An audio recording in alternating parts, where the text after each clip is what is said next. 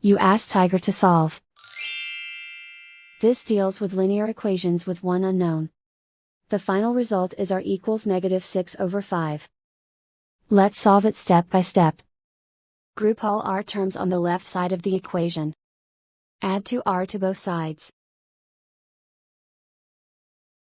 Group like terms. Group the coefficients. Convert the integer into a fraction. Combine the fractions. Combine the numerators. Group like terms. Simplify the arithmetic. Group all constants on the right side of the equation. Subtract 6 from both sides. Simplify the arithmetic.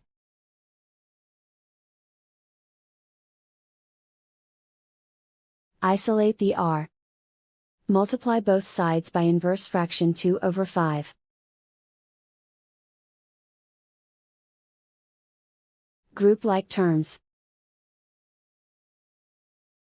Multiply the coefficients.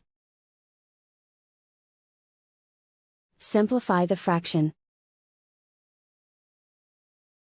Multiply the fractions. Simplify the arithmetic. And so the final result is r equals -6/5.